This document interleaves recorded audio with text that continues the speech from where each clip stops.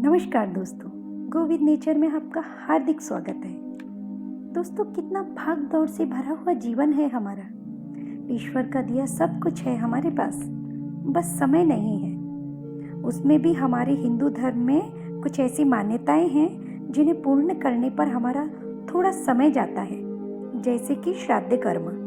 तो बस आज का हमारा चर्चा का विषय यही है, श्राद्ध कर्म और पितृपक्ष का रहस्य तथा श्राद्ध कर्म की आवश्यकता क्या है और सबसे ज्यादा महत्व का है श्राद्ध कर्म का वैज्ञानिक आधार।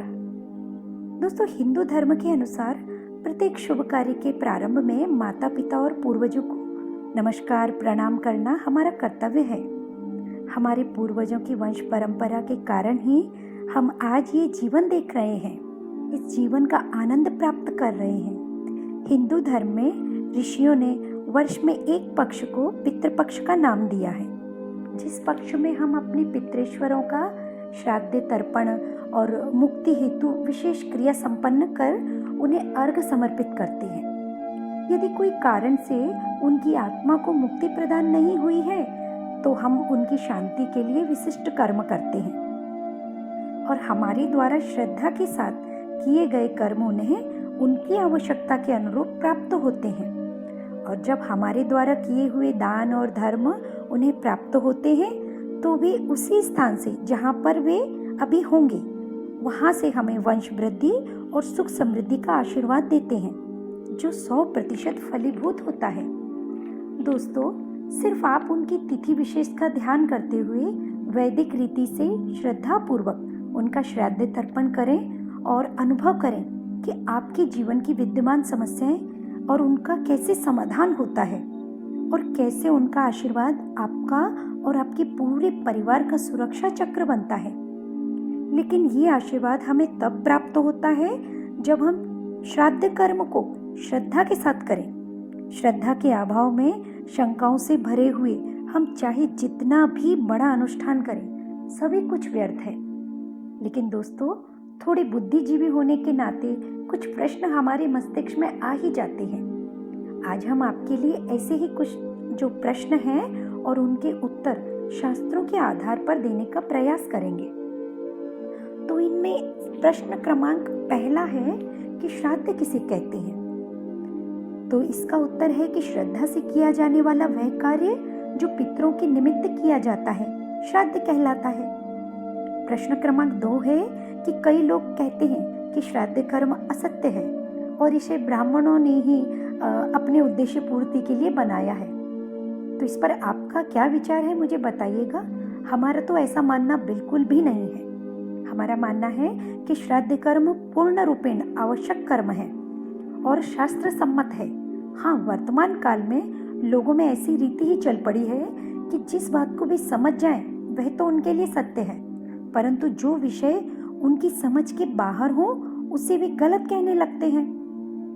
कलयुग के लोग प्राय स्वार्थी जैसे हैं, उन्हें दूसरे का सुखी होना सुहाता ही नहीं। स्वयं तो मित्रों के बड़े बड़े भोज निमंत्रण स्वीकार करते हैं, मित्रों को अपने घर भोजन के लिए निमंत्रित करते हैं, रात दिन निरर्थक व्यय में आनंद मनाते हैं। परंतु श्राद्ध कर्म में एक ब्राह्मण जो हमसे कहीं श्रेष्ठ है, पूजनीय है, उन्हें भोजन कराने में भार अनुभव करते हैं। जिन माता पिता की जीवन भर सेवा करके भी ऋण नहीं चुकाया जा सकता, उनके पीछे एक छोटा सा श्राद्ध कर्म करते हुए उन्हें परेशानी अनुभव होती है। अभी प्रश्न क्रमांक है 3, श्राद्ध करने से क्या लाभ होता है, ऐसा भी लोगों के मन में विचार आता है। तो इसका उत्तर है कि मनुष्य मात्र के लिए शास्त्रों में देव ऋण, ऋषि ऋण और पितृ ऋण, ये 3 ऋण बताए गए हैं। इनमें श्राद्ध के द्वारा पितृ ऋण को उतारा जाता है। विष्णु पुराण में कहा गया है कि श्राद्ध से तृप्त होकर पितृगण समस्त कामनाओं को पूर्ण कर देते हैं। विष्णु पुराण में श्राद्ध कर्म के सरल से सरल उपाय बताए गए हैं, अतः इसी सरलता से होने वाले कार्य को त्यागना नहीं चाहिए। अब है प्रश्न क्रमांक 4 कि पितरों को श्राद्ध कैसे प्राप्त होता है, वे तो इस संसार में है ही नहीं। तो इसका उत्तर भी है। देखिए, यदि हम किसी चिट्ठी पर नाम पता लिखकर लेटर बॉक्स में डाल दें तो वह उसी पुरुष को, उसी व्यक्ति को वह अभी जहाँ भी है अवश्य मिल जाएगी। इसी प्रकार जिनका नामोच्चारण किया गया है उन पितरों को वे जिस योनि में भी हो श्राद्ध प्राप्त हो ही जाता है। जिस प्रकार सभी पत्र पहले बड़े डाकघर में एकत्रित होते हैं और फिर उनका अलग अलग विभाग होकर उन्हें अभिष्ट स्थानों में पहुंचाया जाता है, उसी प्रकार अर्पित पदार्थ का सूक्ष्म अंश सूर्य की रश्मियों के द्वारा सूर्यलोक में पहुंचता है और वहां से बंटवारा होता है तथा अभिष्ट पितरों को प्राप्त होता है। पितृपक्ष में विद्वान ब्राह्मणों के द्वारा आह्वान किए जाने पर पितृगण स्वयं उनके शरीर में सूक्ष्म रूप से स्थित हो जाते हैं। अन्न का स्थूल अंश ब्राह्मण खाता है और सूक्ष्म अंश को पितृ ग्रहण करते हैं। तो अब है प्रश्न क्रमांक 5। यदि हमारे पितृ पशु योनि में हो तो उन्हें उस योनि के योग्य आहार हमारे द्वारा कैसे प्राप्त होगा? तो इसका उत्तर है कि विदेश में हम जितने रुपए भेजें उतने ही रुपयों का डॉलर बन जाता है। यानी विदेश क्या, अब किसी देश में जो भी वहाँ की मुद्रा हो, जो मुद्रा वहाँ चलन में है, हमने जो रुपया भेजा है वो उस मुद्रा में परिवर्तित हो जाता है और उस अभिष्ट व्यक्ति को प्राप्त हो जाता है। उसी प्रकार श्रद्धा पूर्वक अर्पित अन्न पितृगणों को वे जैसे आहार के योग्य होते हैं या जैसा आहार वे जिस योनि में प्राप्त करते हैं, खाते हैं, वैसा ही होकर उसमें बदलकर उन्हें मिलता है। तो अब है इसके आगे प्रश्न क्रमांक 6। यदि पितृ परम धाम में हो, जहां आनंद ही आनंद है, वहां तो उन्हें किसी वस्तु की भी आवश्यकता नहीं, फिर उनके लिए किया गया श्राद्ध क्या व्यर्थ चला जाएगा? और ये क्या हमारे समय की हानि है? नहीं, ऐसा बिल्कुल नहीं है। जैसे हम दूसरे किसी शहर में किसी व्यक्ति को कुछ रुपए भेजते हैं, परंतु रुपए वहां पहुंचने पर पता चलता है कि वह व्यक्ति तो मर चुका है या वह यहाँ अभी नहीं रहता है, आगे पहुंच चुका है, तब वह रुपए हमारे ही नाम होकर हमें ही मिल जाएंगे, यानी कि हम तक वापस आ जाएंगे। ऐसे ही परम धाम वासी पितरों के निमित्त किया गया श्राद्ध पूर्ण रूप से हमें ही मिल जाएगा, अतः हमारा लाभ तो सब प्रकार से ही होगा। तो दोस्तों, अब ये थे कुछ। अब हम बात करते हैं कि श्राद्ध का रहस्य क्या है और इसका वैज्ञानिक आधार क्या है। श्राद्ध बिल्कुल रहस्यपूर्ण है और विज्ञानपूर्ण है, पर कैसे? देखिए, अश्विन मास के कृष्ण पक्ष की मृतक की तिथि में सभी मृतक पितरों के श्राद्ध किए जाते हैं। उनमें विज्ञान यह है कि इन दिनों चंद्रमा अन्य मासों की अपेक्षा पृथ्वी के निकटतर हो जाता है। इस कारण उसकी आकर्षण शक्ति का प्रभाव पृथ्वी तथा उसमें अधिष्ठित प्राणियों पर विशेष रूप से पड़ता है। तब जितने सूक्ष्म शरीर युक्त जीव चंद्रलोक के ऊपरी भाग में स्थित पितृलोक में जाने के लिए बहुत समय से चल रहे होते हैं या चल पड़े होते हैं, उनका ध्यान करके उनके संबंधियों द्वारा जब प्रदत्त पिंड या दिया गया पिंड अपने अंतर्गत सोम के अंश से उन जीवों को तृप्त करके उनमें विशिष्ट शक्ति उत्पन्न करके उन्हें शीघ्र और अनायास ही अर्थात बिना अपनी सहायता के पितृलोक में प्राप्त करा दिया करते हैं। तब वे पितृ भी उनकी ऐसी सहायता पाकर अपनी संतानों को, अपने पुत्रों को हृदय से समृद्धि और वंश वृद्धि का आशीर्वाद देते हैं। जो जीव पितृलोक को प्राप्त हो जाते हैं, उनके लिए प्रदान किए हुए पिंडों व ब्राह्मण भोजन के सूक्ष्म अंश उनके पास पहुंचकर उनको तृप्त करते हैं, जिनसे वे सुख प्राप्त करके पिंडदाता तथा श्राद्धकर्ता पुत्रों आदि को आशीर्वाद देते हैं। प्रतिवर्ष छयाह के मास एवं तिथि में जो श्राद्ध किया जाता है, उसमें कारण यह है कि तिथि होती है चंद्रमा के तथा चंद्रगति के अनुसार। उसमें चंद्रलोक में वे पितृ उसी मार्ग या स्थान में स्थित होते हैं। जब वे मरकर उसी तिथि में उस मार्ग या स्थान को प्राप्त हुए थे, तब वे सूक्ष्म अग्नि से प्राप्त कराए हुए उस श्राद्ध के सूक्ष्म अंश को अनायास ही प्राप्त कर लेते हैं।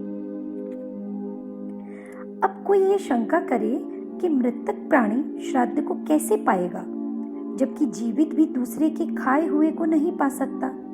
तो इस पर सभी को यह जानना चाहिए कि तर्पण के जल तथा श्राद्ध के अन्न को जीवित पुरुष स्थूल शरीर मूलक अशक्ति के कारण नहीं खींच सकता, पर मृतक तो सूक्ष्म पितृ शरीर को प्राप्त करके आकाश में सूक्ष्मता के ठहरे हुए उसको खींच सकता है।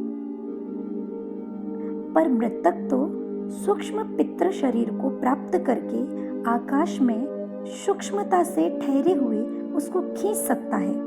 इसके उदाहरण में रेडियो को ले लीजिए।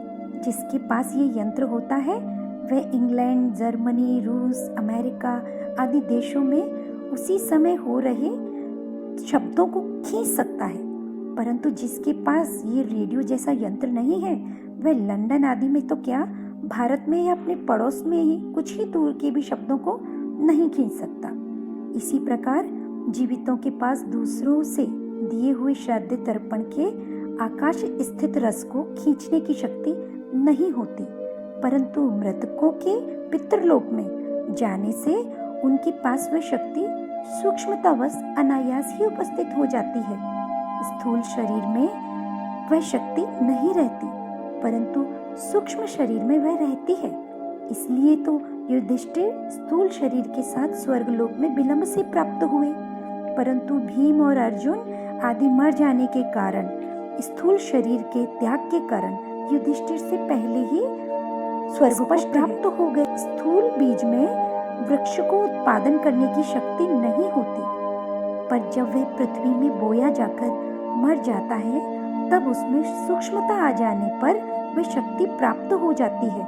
यह स्थूल एवं सूक्ष्म शरीर का अंतर है। इस प्रकार स्थूल शरीर के नाश होने पर प्राप्त हुए देव, पितृ आदि के शरीर में वह शक्ति हुआ करती है। जैसे हम होम करें तो उसके अग्नि द्वारा आकाश में पहुंचाए हुए सूक्ष्म अंश को सूर्य आदि देव खींच सकते हैं, वैसे ही हमसे किए श्राद्ध के ब्राह्मण की अग्नि और महाअग्नि द्वारा आकाश में प्राप्त हुए सूक्ष्म अंश को चंद्रलोक स्थित पितृ यंत्र स्थानीय अपनी शक्ति के आश्रय से खींच लेते हैं। यह जो श्राद्धीय शक्ति है वह ऋषियों ने हजारों वर्ष साधे हुए तपस्या, योग आदि के बल के द्वारा प्राप्त की है। इसका कोई भी शास्त्रज्ञ विद्वान खंडन नहीं कर सकता। जो पितृलोक में न होने से वैसी शक्ति नहीं रखते कि वे सूक्ष्म रूप बनकर श्राद्ध के अन्न को, भोजन को करते हुए ब्राह्मणों के शरीर में प्रवेश कर सकें, किंतु वे किसी मनुष्यादि के स्थूल शरीर की योनि को प्राप्त कर चुके हों, तब हमारे द्वारा दिए हुए श्राद्ध के अन्न को वसु, रुद्र, आदित्य ये जो है आकृष्ट करके उन स्थूल योनि वाले पितरों को सौंप दिया करते हैं। इस प्रकार मृतक श्राद्ध रहस्यपूर्ण है और पूर्ण रूप से विज्ञान पर आधारित है। तो अब से शंका रहित होकर श्रद्धा के साथ अपने मृत परिजनों के प्रति कृतज्ञता व्यक्त करते हुए श्राद्ध कर्म कीजिए और देखिए इन तृप्त पितरों के आशीर्वाद से कैसे आपके घर में सुख, समृद्धि और शांति आती है। तो ये था पितृपक्ष और श्राद्ध का वैज्ञानिक और शास्त्रोक्त आधार। आपको श्राद्ध के विषय में हमारी ये जानकारी